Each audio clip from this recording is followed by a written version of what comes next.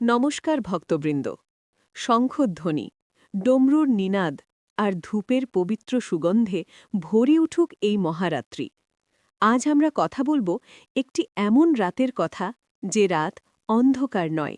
এই রাত আলোয় ভরা, এই রাত জাগরণের, এই রাত ভক্তির। আজ আমরা জানব মহাশিবরাত্রি ২০২৬, যে রাতে ভগবান শিব তপস্যায় লীন, যে রাতে মহাদেব ভক্তের ডাকে সাড়া দেন। চলুন শুরু করি শিবের নাম স্মরণ করে। ওম নমঃ শিবায়। মহাশিবরাত্রি শুধু একটি তিথি নয়, এটি আত্মজাগরণের রাত। এই রাতেই ভগবান শিব ও দেবী পার্বতীর পবিত্র বিবাহ সম্পন্ন হয়েছিল। আবার শাস্ত্র বলে, সমুদ্র মন্থনের সময় শিব বিষ পান করেন এবং নীলকণ্ঠ রূপ ধারণ করেন। এই রাত আমাদের শেখায় ত্যাগ, ধৈর্য আর সংযম। ওম নমঃ শিবায়। ২০২৬ সালে মহাশিবরাত্রি পালিত হবে ১৫ই ফেব্রুয়ারি রবিবার রাতে থেকে ১৬ই ফেব্রুয়ারি ভোর পর্যন্ত। এই কারণেই শিবরাত্রির পূজা হয় রাত জুড়ে। এই রাতেই ৪ প্রহরে শিব পূজা করা হয়। শিবরাত্রির ব্রত মানে শুধু উপোস নয়, মন ও আত্মার শুদ্ধি। ব্রত ২ প্রকার: নির্জল ব্রত এবং ফলাহার ব্রত।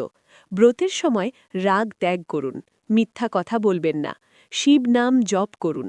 এই ব্রত মানুষকে করে তোলে শান্ত, সংযমী। ওম নমঃ শিবায়। শিবরাত্রির রাত ৪ ভাগে বিভক্ত। প্রথম প্রহর অজ্ঞতা দূর করার সময়, দ্বিতীয় প্রহর সংযম ও সাধনার, তৃতীয় প্রহর ধ্যান ও আত্মশুদ্ধির, চতুর্থ প্রহর মুক্তির প্রহর। প্রতিটি প্রহরে শিবলিঙ্গে জল, বেলপাতা অর্পণ করুন। নিশীথকাল মানে মধ্যরাত।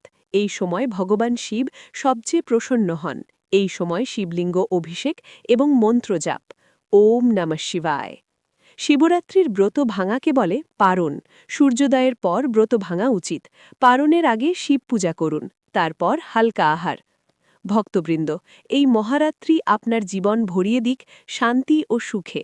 ভগবান শিব আপনার সমস্ত কষ্ট দূর করুন। শেষবারের মতো বলি, ওম নমঃ শিবায়।